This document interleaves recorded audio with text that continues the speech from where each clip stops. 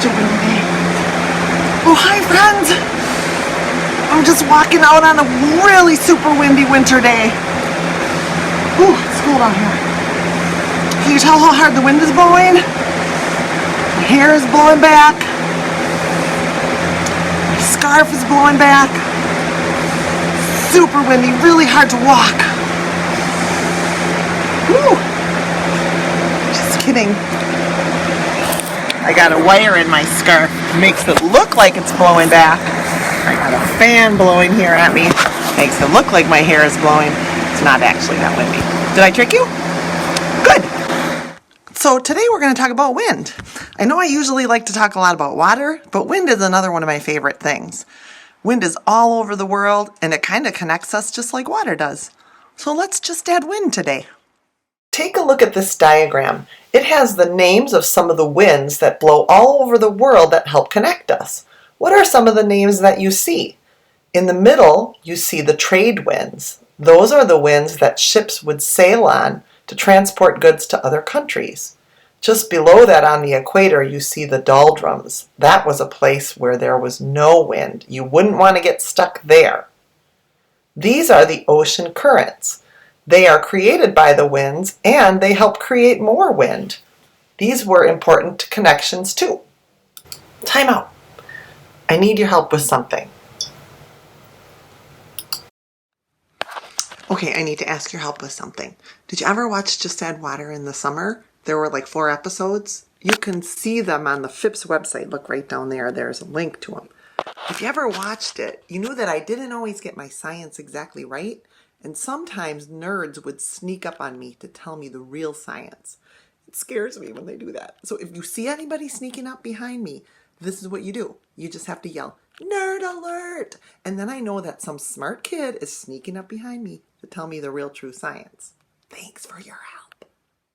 Watch this clip from the summer. This is how it happens. Nerd alert! And it's so beautiful. I think we should just plant all elm trees because they grow really big and they have a lot of leaves and they're super cool. Actually, but I do love those nerds. They make me smart too. And now back to the wind. Hey guys, so we're going to talk about some wind science today. I think the most important thing is to talk first about where wind comes from. So wind, I'm going to draw a picture of the clouds down here on my table. I'm going to draw a cloud, and then there's a bunch of clouds up in the sky all the time. And then this cloud here, he has like, I'm going to give him a little eyeball, and he's kind of puffing up his cheeks, and the wind is blowing right out of the cloud's mouth. And so this is where wind comes from. The cloud. Oh, it's my nerd friend, Bridget. Why didn't you say something? Nerd alert! Bridget, do you know something about wind? yes, actually, wind happens when hot air meets cool air, just like this. Wind can happen in mountains, oceans, or really anywhere. So you're telling me that wind could form at any time or any place. There just has to be hot air and cool air. Mm-hmm. So, Bridget, look at this beautiful picture. You know where this beautiful picture came from? Yep. Where did it come from? Me. Bridget made it. It's so beautiful. And it's perfect because I wanted to show you what Bridget was talking about. Wind could form in the mountains. Wind could form over rivers or the ocean. We can pretend this is the ocean. Could it form over deserts? Yeah. Could it form over flat places? Yep. Could it form over mountain places? Yes. Could it form over forests? Yep. There just has to be hot air and cold air. Often where land and water meet, the air temperatures are different, and that creates wind. If oceans and the earth are getting warmer, sometimes it can make the winds more extreme. Mm-hmm. Okay, so do you want to try pretending you're the hot air and I'm the cold air? Sure. Let's try it.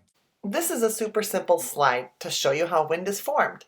Heat rises, cool air rushes in to fill the space, and there you have it. Watch. I'm going to be cold air, and Bridget is warm air. I'm cold, Bridget's warm. Okay, so when air gets warmer, warm air does what? It rises. It rises up, right? Okay, so Bridget is warm air. She's getting warmer, warmer, warmer. She's going to rise up. The cold air moves in, because there's a space here now, to where the warm air was. Starts to cause a little wind. The warm air is going to be warm for a while, but when it gets up into the sky, it's going to get colder. And it's going to come back down again. And then the cold air is going to go up because it got warmer where the warm air was, and now the warm air from before is cold, and it comes rushing in here where there's an empty space, rush right over here, and then it fills in and there's more wind, and the warm air up in the sky gets cooled off and comes back down, and we just keep going around.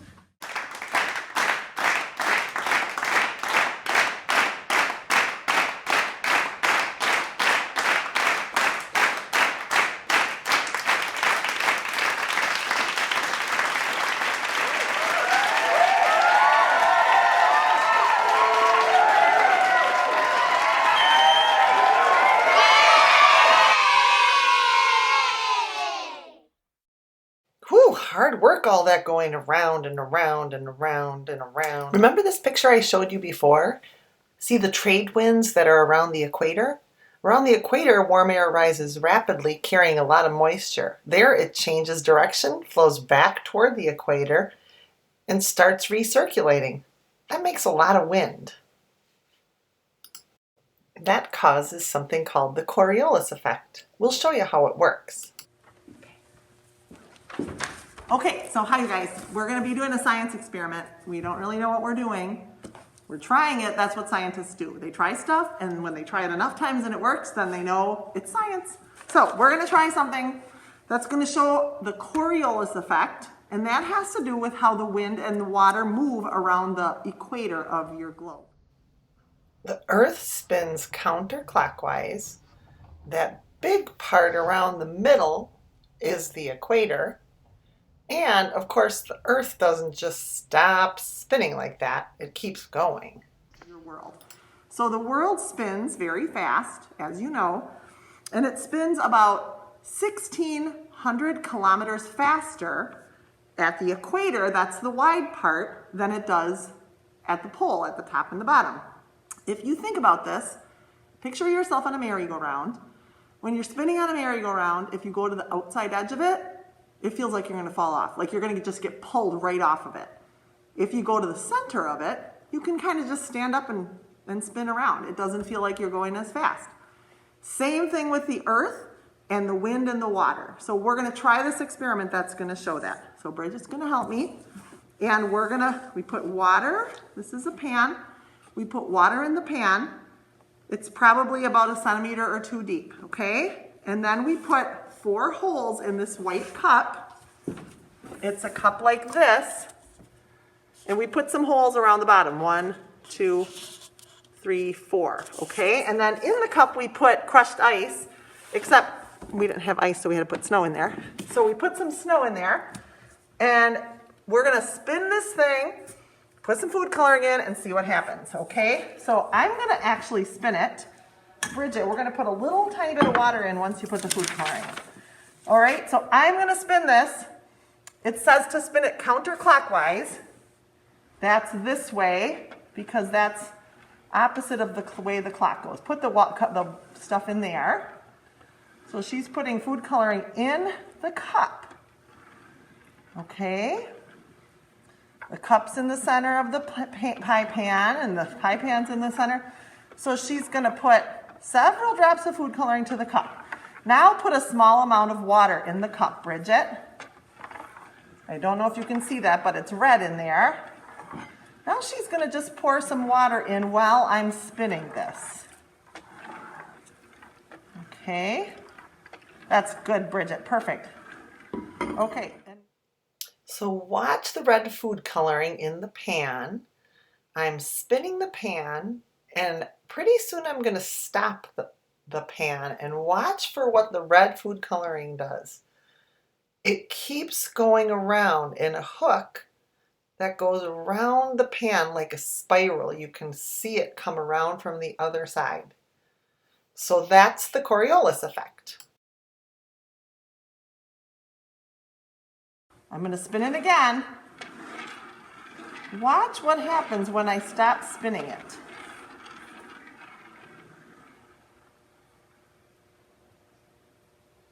The red dye in the water just keeps going and going in a circle. And is it going the same direction, Bridget, as we were spinning it? It is, isn't it? So we spin it and it's coming out those holes. And when we stop it, it keeps going. That's the Coriolis effect. We just showed science. Thanks, Bridget. And now it's time for toast science. So the other day I noticed that this little plant was blowing a little bit in my kitchen, and there's no air blowing. There's no window or heating vent nearby. So I was kind of wondering what's up. What's making that plant move? And then I realized I was making some toast in my toaster. And the toaster is right below the plant. So that's why the plant is blowing, because hot air rises. So thanks, toaster. Thanks for the science. And hot air rising is just about the most important part of the hot air affair. Without it, those balloons would not be able to go up in the air. Okay, so the hot air affair is all about hot air balloons, and hot air balloons are all about hot air. That's how they fly. So I thought I would try to make my own hot air balloon out of plastic bag, some straws, and inside of there you can see some birthday candles, and they're glued on a piece of tin foil. So you can kind of see that in there. I got this idea from the internet, of course. You can see those birthday candles with that tin foil. I'm going to try to fly this hot air balloon without burning my house down. So I think the first thing I need to do is hold it up and make sure the plastic's all out of the way. And for crying out loud, don't try to do this by yourself. You need to have an adult helping you.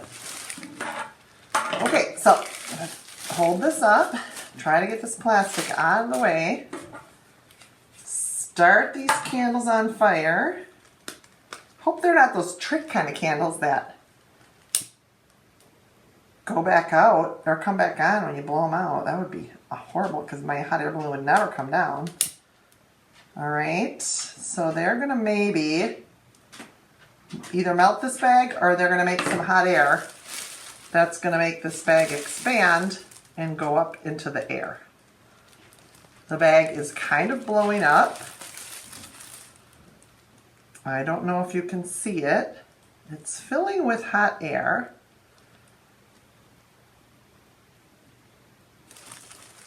It's getting a little more full. It's getting kind of puffy on this side over here. I'm not really holding it up anymore. And this side over here is a little bit, it's getting bigger. And pretty soon, my bag filled up with air, but it never did really actually fly. Another really important thing is the wind speed. It can't be too fast when the balloons go up.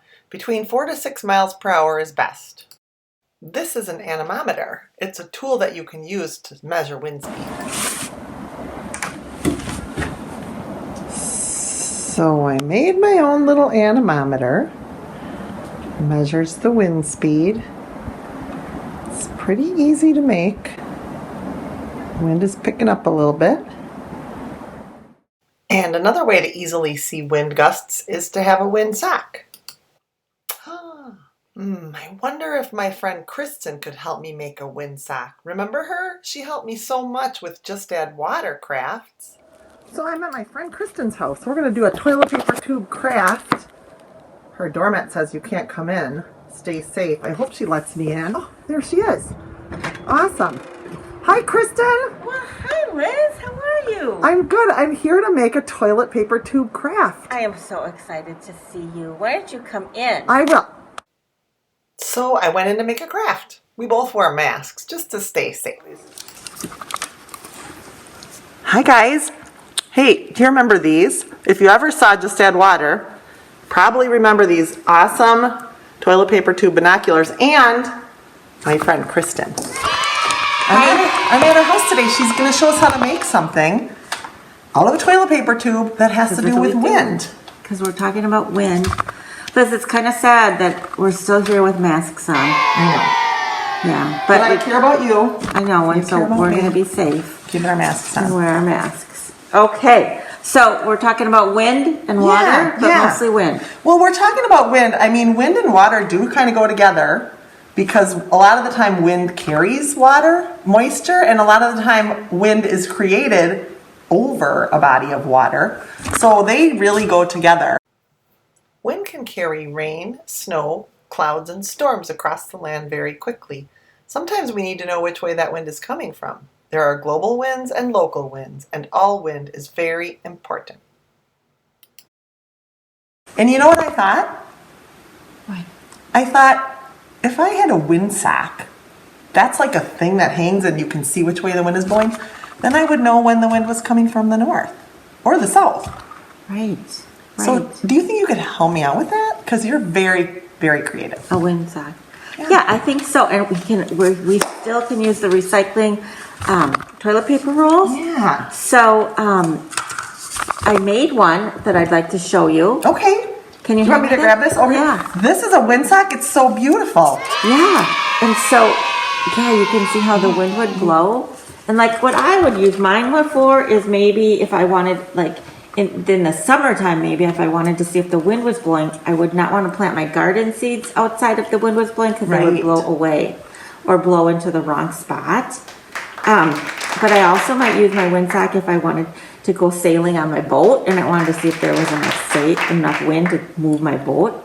Or even if I wanted to go fly a kite, I'd have to see if there was some wind. Right on, because if you want to fly a kite, you have to have wind. Right, and you don't want to just go out and do it and not have wind, because that's hard to do. Oh my gosh, I just thought of something else. What? So the Hot Air Affair is going to be happening in Hudson. And you know what? Those people who fly those hot air balloons, they probably need to know how much wind there is too.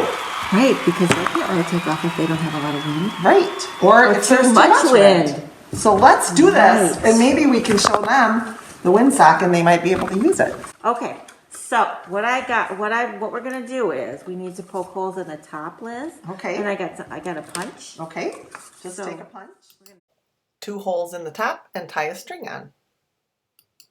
And then I decorated mine like last time. I still had some of this tape left over, but you could use markers. And you can use crayons, but I got markers out here. Glue, you could use glue. You could use glue, you could use glitter. Oh my gosh, I love glitter. Okay, so you punched your holes. Punch your holes, and then we're gonna punch some holes on the bottom too for the actual winds. Okay. So I'm gonna do like 4. Punch 4 or more holes around the bottom. So then what you wanna do is, now I just have rickrack here today. Yeah. Okay, but you could use yarn. Yarn would be good. String. String, you could use ribbon. So I just tie these on like this, right? Yep. I see what you mean about if it's like a cloth or a fabric, fleece, little scraps. If you're, Oh yes, material. if you know somebody who makes masks and they have scraps of material, you could use that. You could, yeah. It's great to recycle or use things that might get thrown away. And But- like you said, you know, if people don't have this stuff around, most people have a toilet paper tube. We got a lot of those, but you can see I'm gonna use a marker now Oh, yeah. to decorate with. You could make it a little person. Remember those people we made out of toilet paper tubes? Yes, And you episode could make 1 this. just had one. And it could be like the skirt on the bottom. That's real cute. That's a real cute idea. You could even make these as like little gifts, like for Valentine's Day. Add some hearts. Great idea. Hey, add some hearts for Valentine's Day. And you could write something on it like, Happy Valentine's Day, you blow me away.